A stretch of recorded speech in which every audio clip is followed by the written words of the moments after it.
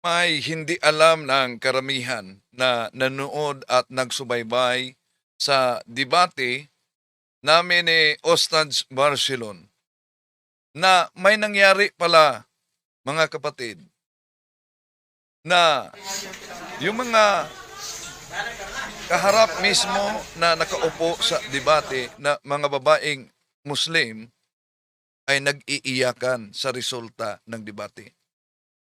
Ito ba ang dahilan kung bakit ayaw? Tama lang.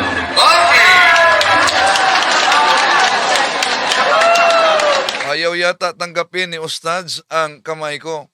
Itong debating ito, ang kahit pa nagdrama sila na may dala silang sariling pare daw, na hindi naman totoong paring Katoliko, pero kasama nila na Ustads ay yumakap sa simbahang Katoliko. At dahil sa pagyakap, isa namang Ustads na si Mr. Ibrahim Romas nanawagan pa. Po, mayroon tayong isang murtad. Itong pangalan si Dave, dating pare, nag-Muslim, tapos nag-murtad naman, bumabaliktad. At sinisiraan niya ang Muslim.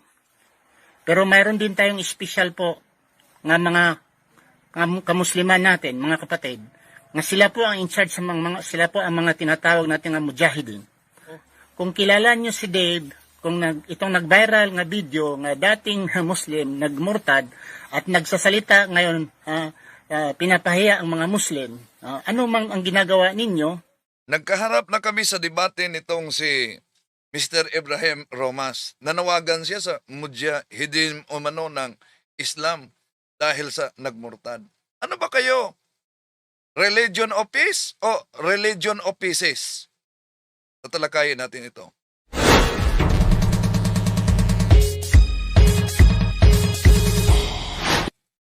Kumusta? Welcome. Itong iyong lingkod, Brad Wendell Talibong, muli makasama ninyo sa pagkakataong ito. At inanyayahan natin ang ating mga suking taga-subaybay. Huwag kalimutang pindutin ang like sa ating live. At huwag din kalimutang mag-subscribe sa mga bago pa lang. At pindutin ang bell button para updated kayo, mag-comment at i-share ninyo. At inaanyayahan din natin ang ating mga suking taga-subaybay kung saan man kayo nakabase sa ating live streaming ngayon. Ilagay ninyo kung saan kayo ngayon nakabase, iba't ibang bahagi sa ating bansa, lalo na sa ating mga kapatid sa OFWs, sa iba't ibang bansa na nagsubaybay ngayon para alam natin kung saan napaabot ang talakayang ito. Kung maalala ninyo, isa sa mga timekeepers, dahil dalawa kasi sila, sa side ng mga Muslim ay si Ustads Dawood. Si Ustads Dawood na yumakap sa simbahang Katoliko. Dahil may challenge kasi si Ustads Barcelon, kung maalala ninyo. Sa totoo lang, ayoko nang magsalita tungkol sa Biblia. Pero dahil sa ito'y paksa natin, ayoko rin yung maraming daldalan. Hindi rin ako mahilig kasi sa daldalan. Gusto ko agad, yung gusto ko agad showdown para umalim na ako agad sa inyong reliyon. At talikuran ko na ang aking mga mahal na mga kapatid. Basta masagot mo lang na makatotohanan ang mga tanong na ito. Simple lang naman ang tanong ko at hindi to nagpapahirap. Okay. Sabi nyo na ang Biblia ay nakasulat sa loob ng Biblia. Yes. Nasaan po at yayakap na ako sa inyong reliyon? Saan talata? Sira Hindi lang pa. 24:13. All of this is understood. Nakita niyo ba si Ustads Dave? Siya ang nanood mismo sa Biblia na binasa ko. In the Bible!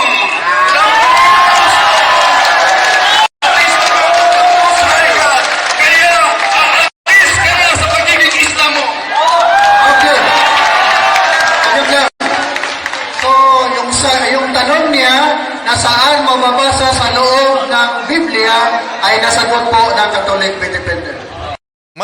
nagpahayag si Ustad Dave nung yumakap na siya sa simbahang Katoliko, no? Ano yung pahayag niya? Cebuano ito. Nga usa ka Muslim nag Katoliko Yung isang Muslim umano na nagkatoliko, mahimong ba't nangyari itong debating ito na naghamon talaga sila, pumunta sa office, naghamon ng isang debate dito isagawa sa Osami City.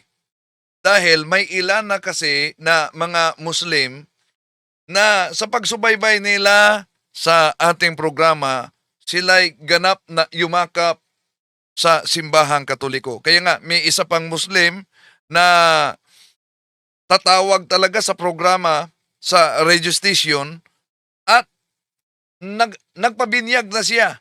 Pinalitan niya ang kanyang pangalan na Philip. Nabinyagan na siya. No? Dahil diyan, naghahamon ng debate. At itong si Ustads Dave, no, the Word, ay isa sa mga debaters ng Islam.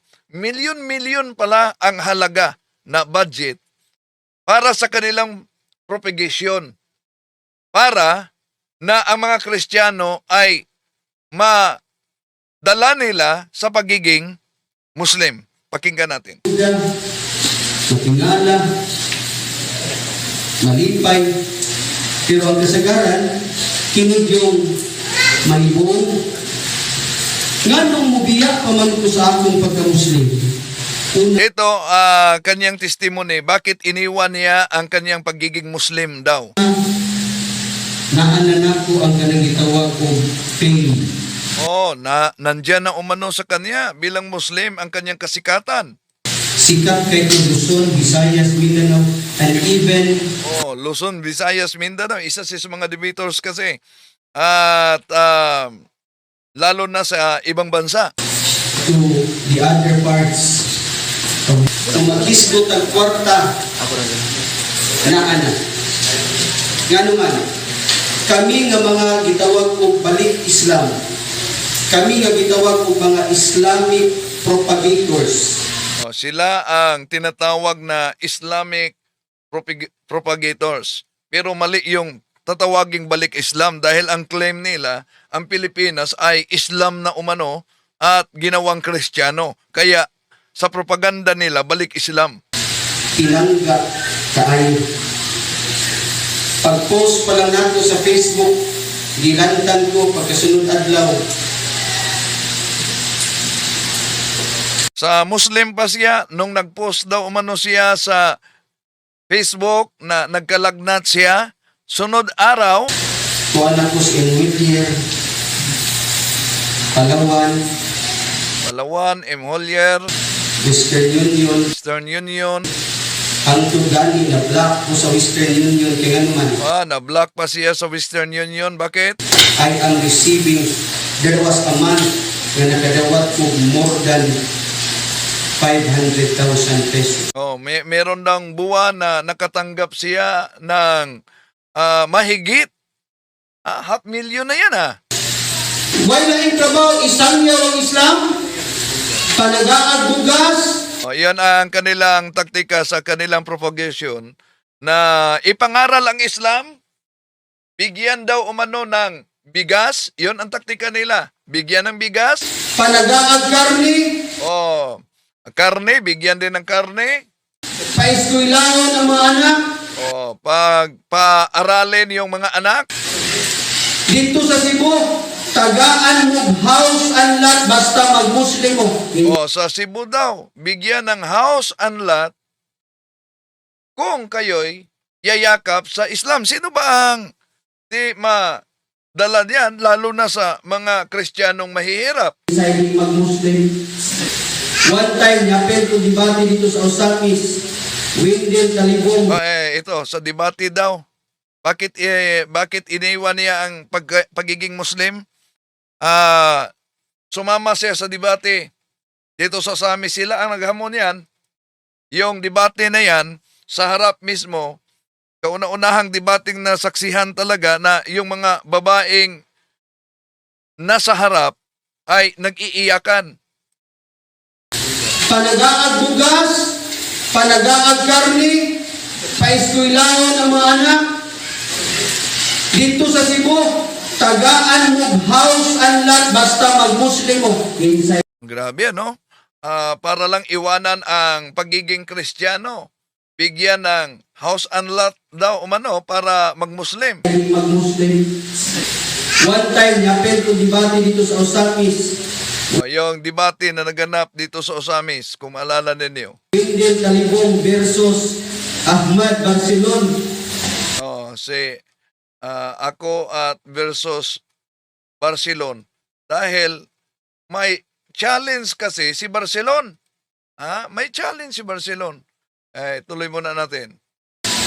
Yung nalapos Ahmad Barcelon, ayaw yun kung pangutana kung asa mabasa ang pulong Biblia, sunod sa Biblia. Ayan, may babala na daw umano siya bago ang debate. May babala na siya ni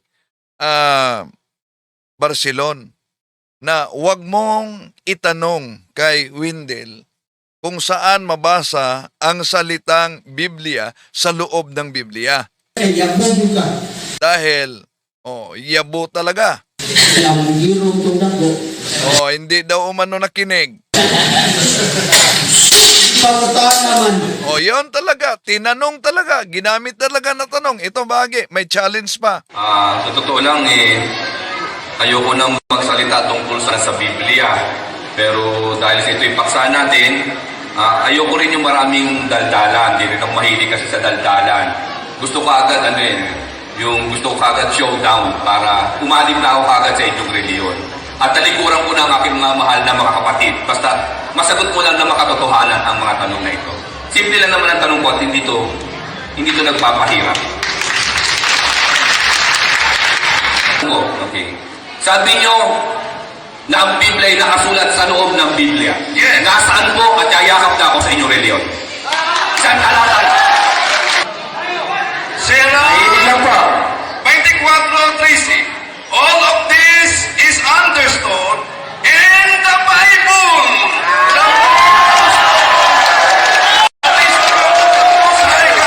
Kaya, alis ka na sa pagiging Islam mo. Okay. So, yung tanong niya na saan mababasa sa loob ng Biblia ay nasagot po ng Catholic Independent. So ngayon, asan yung sinabi niya na magiging Kristiyano siya pag mabasa? Di niya pinaninindigan yung pahayag niya. Kaya totoo tong sabi sa nagkomento dito, nagkomento ditong si Rimero, Religion of Lies. Hindi niya pinanindigan. Hindi niya pinanindigan na talagang magiging Kristiyano na siya. Ang nangyari, itong si Ustads Dave na siya ang tumitingin, balikan natin sa Biblia na binasa ko, tinitingnan talaga niya. Sa totoo lang, ayoko nang magsalita tungkol sa Biblia. Pero dahil sa ito'y paksa natin, ayoko rin yung maraming daldalan. Hindi rin ako mahilig kasi sa daldalan. Gusto ko agad, yung gusto ko agad showdown para umalim na ako agad sa inyong reliyon. At talikuran ko na ang aking mga mahal na mga kapatid. Basta masagot mo lang na makatotohanan ang mga tanong na ito. Simple lang naman ang tanong ko at hindi to nagpapahirap. Okay. Sabi nyo na ang Biblia ay nakasulat sa loob ng Biblia. Yes. Nasaan po at yayakap na ako sa inyong reliyon? Saan talatan? Ilan pa? Ayan, nakita niyo si Ustads Dawood. 4:13. All of this is understood in the Bible.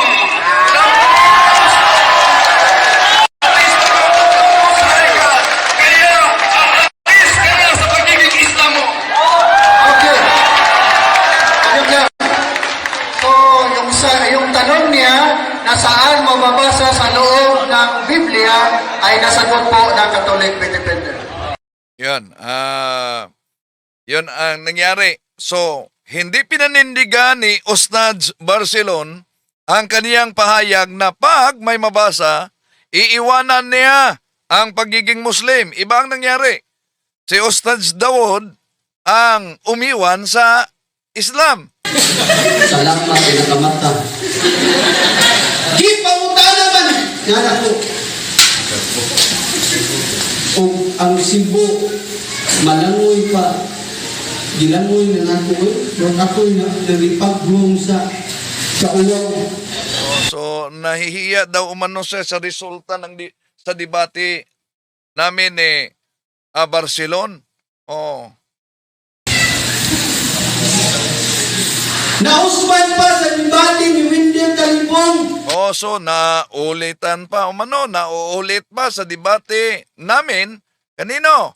Versus Ibrahim Rumas. Oh, versus Ibrahim Romas. Dahil paiba-iba siya ng paksa. Umabot siya sa Sacred Images kaya nag-object ako.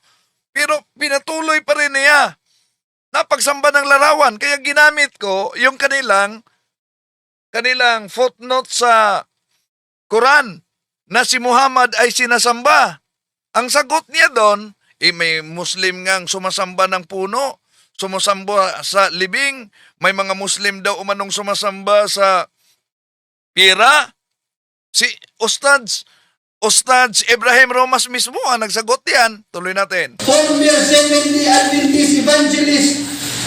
Ito basta ipangutana ganyan niya mutong patakag tuba. Oh, so may nagtanong dito,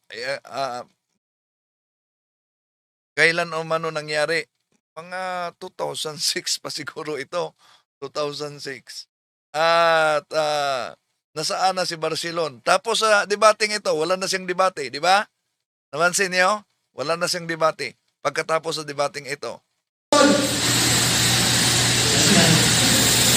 Hangtod daghan pa kayong nahitabo nga mga binayluay sa mga pulong. Niabot sa punto nawa na po kumahimutan. Ganman, kung ikaw di ay ang tao nga naay tinguha sa imong kasing-kasing nga nangandoy kagkamat. Yan. Umabot na sa punto na gusto na talaga niyang iyayakap sa simbahang Katoliko, mga kapatid. No? Kaya noong yumakap siya sa simbahang Katoliko, sa totoo lang, nagduda pa ako. Nagduda pa ako kay Ustad Dawood. Totoo kaya ito? No? Pero pinatunayan talaga niya. Totoo. So, ngayon, sa cross-examination kasi, malaman ninyo kung bakit si Barcelon ayaw niya tanggapin yung kamay ko. Tama lang. Okay. Meron pa, pwede pa pumunta ng Ustad. So, yun, ayaw talaga niya tanggapin. Bakit? Nung tinanong ko na siya, patay sa paksa, ito nangyari. Ang dami mong dalang Biblia. Sabi mo kanina, di mo yata nabasa ang Biblia sa Tagalog at Bible sa English. Ang ating pagsabiso, the Bible is an inspired word of God. Ang tanong, anong nakasulat sa 1 Timothy chapter 3 verse 16 o 15 hanggang 16? Sa Bibliang dala mo, the Living Bible. Sang-ayon po dito sa ikalawang Timoteo 3:15 hanggang 17 na binasa mo rin kanina. Sa Living Bible. Ang Living Bible. Yes, hindi, yun, po, no? hindi po ito sa Katoliko, sa imprimatur ni Jaime Cardinal Sin. May dala kang Living Bible. Yun ang tinanong ko. So, hindi na po ito. Huwag kang magtanong sapagkat ako ang magtanong sa iyo. Hindi kinakalit. Okay, sandali lang po. Okay, ang tanong po ay ganito. Sa Living Living Bible ay babasahin mo ang salitang Bible na dala ni Ustaz Barcelon. So ngayon, kukunin na po yung Living Bible para babasahin po ng negative side kung andyan po ba talaga yung salitang Bible sa loob niyan. Konting katahimikan lang po ha. Konting katahimikan lang po. Hindi po nakakapag-concentrate yung mga gawa po nating mga debater po. Tahimik lang.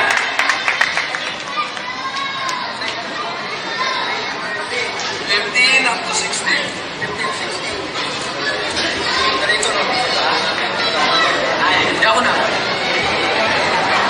Ito po ang makakasabi sa Living Bible with paraphrase.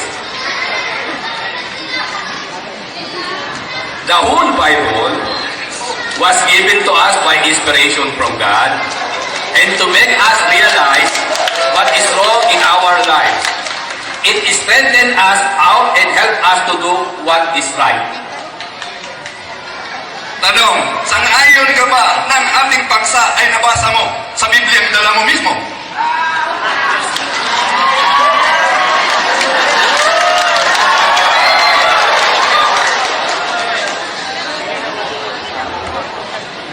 Okay po, konting katahimikan lang po.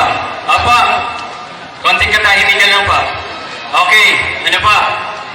Okay. Hindi po ako sangayon. Okay. Hindi sa kayo siya. Follow-up question.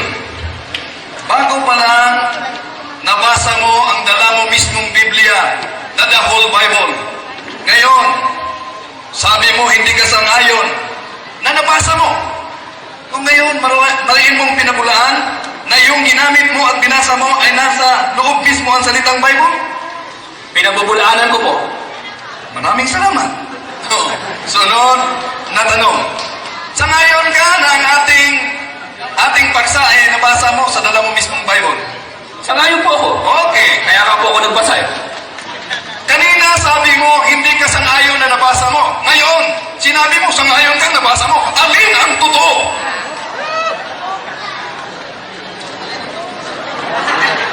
Ako nga nagtanong sa inyo yan eh. Alin ang totoong Biblia? Ito ba o yun eh? Bakit pinabalik sa akin?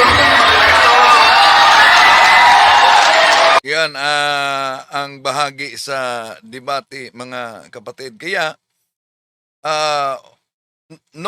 nagbigay ng testimony si Ustaz Daud, nag-react si Ustaz Romas. Ito, nagiging kaharap ko din ito sa debate. Oh? Pero nanawagan siya sa mga mujahidin daw. Po, mayroon tayong isang murtad. Itong pangalan si Dave, dating pare, nag-Muslim, tapos nag-murtad naman, bumabaliktad, at sinisiraan niya ang Muslim. Pero mayroon din tayong special po nga mga kamusliman natin, mga kapatid, nga sila po ang in charge sa sila po ang mga tinatawag natin nga mujahidin. Kung kilala nyo si Dave, itong nag-viral nga video nga dating Muslim, nagmurtad at nagsasalita ngayon, pinapahiya ang mga Muslim, ano mang ang ginagawa ninyo, pero ako po ay nagre-remind po lamang na layunin po nating mga Muslim na maipataguyod, mahusay ang Islam sa kapayapaan at to defend Islam. Ang ating po mga ninuno, Commander Bravo, lalo na, alam ko po, kayo po ay lumalaban po sa Islam. Kayo na po ang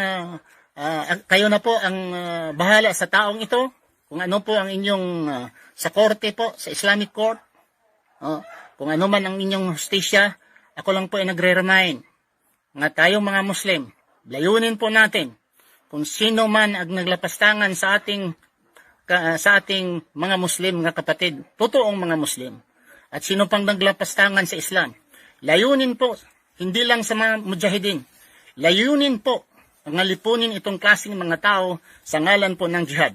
Grabe, no? Kaya nga, yun bang religion na pinaniniwalaan mo, pinanindigan mo, yun ba ang sinasabi mong religion ng kapayapaan? Ha? Religion of peace o religion of pieces. Kaya may mga Muslim nag-comment na please take down this video, no? Oh, so mas mabuti ba yung ibang mga Muslim na hindi sumang-ayon sa pahayag mismo nitong si Ustad Ibrahim Romas?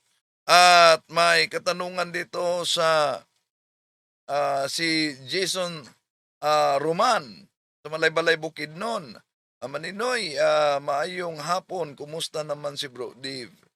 Na ospital man to sa niaging tuig. Oh, si Bro Dave na yes, na ospital yon. Siya ay sumakabilang buhay na. At ipanalangin po natin mga kapatid ang kaluluwa ni Bro Dave Diaz, no? Dahil sumakabilang buhay na siya. Pero yung pagdududa ko na totoo ba talaga yung conversion niya, pinatunayan talaga na totoo yung conversion. So, balikan natin. Noong si Barcelona ang nagtanong sa akin, ito ang resulta kung bakit nag-iiyakan yung mga babaeng Muslim sa harap mismo. Parang nawala na siya paano magtanong. Nawala na talaga siya. No? Okay, handa na siya? Timer. Okay, sa'yo ako na.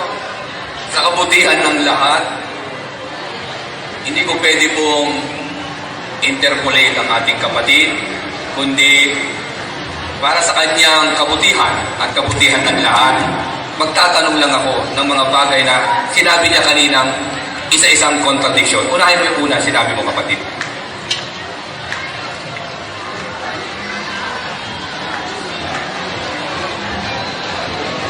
Okay, tanong. Nagtanong na ako. Tanong. Ayun nga eh. Yung sinasabi mo mga contradiction, kasi diyan ko sasabihin ngayon ang pangalawang tindig ko. Okay. Hindi yung tanong. No? Hindi yung tanong. Tanong ko yun. Hindi yung May tanong. question mark yun. Oo. Ulitin mo yung sinasabi mong contradiction sapagkat hindi mo nga naintindihan. Oo, hindi yung tanong. So magtanong ka. Yun ang tanong ko, Mr. Moderator. Oo. Utos yun, moderator. Ulitin mo. Hindi yung tanong. Okay. Pinauulit ko ang mga sinasabi niyang contradiction. Iisa-isahin ko mamaya sapagkat sa totoo lang, pinakikinggan ko lamang siya at hindi ako nagsusulat. Ngayon, isusulat ko lahat yung mga sinasabi niya. Yun ang tanong ko ulitin niya lamang, question mark. Moderator, hindi yung tanong, utos yun. Hindi yan problema ko kung hindi siya nagsusulat. Okay, so ayaw sagutin ng negative side. Magtanong ka. So, palitan na lang. Sabihin mo isa-isa kung ano yung contradiction.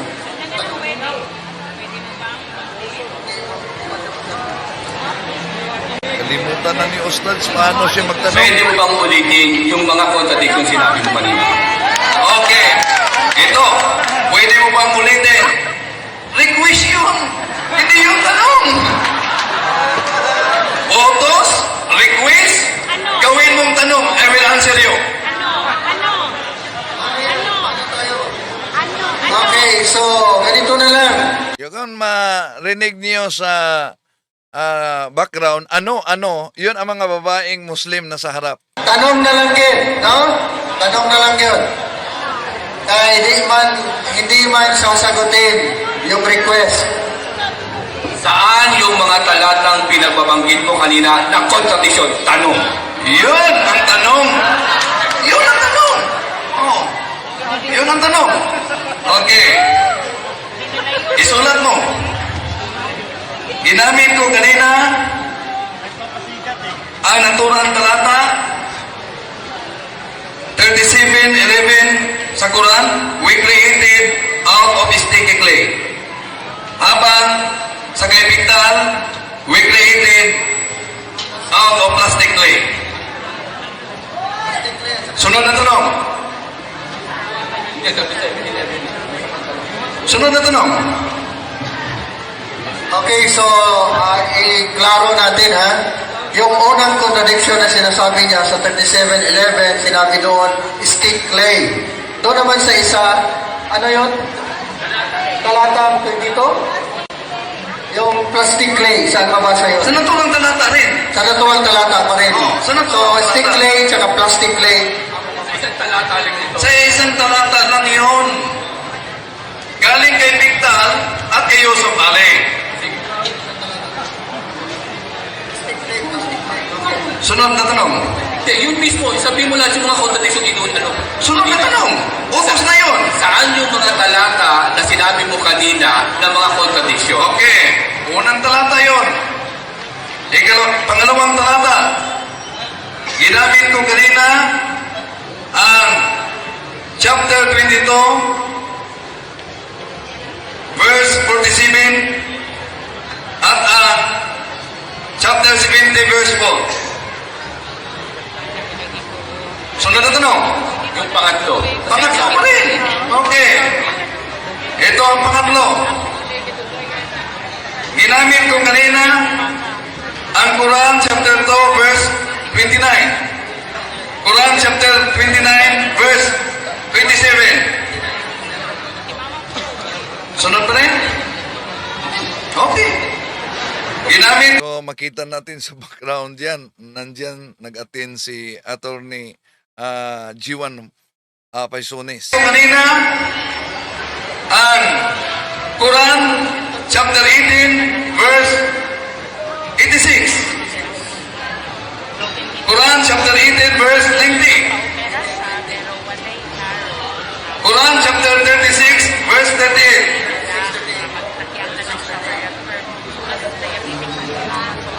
Dagdagan pa? 36-38 mo, ano yung sinasabi mong contradiction? Okay. Anong sinabing contradiction? 36, 38. 38. At ang tanda pa rin para sa kanila ay ang araw na umikot lamang mismo sa sariling kinalagyan nito. Kaya ito'y contradiction sapagkat walang science na nagsabing ang araw ay umikot. Sunod na tanong. Wala na?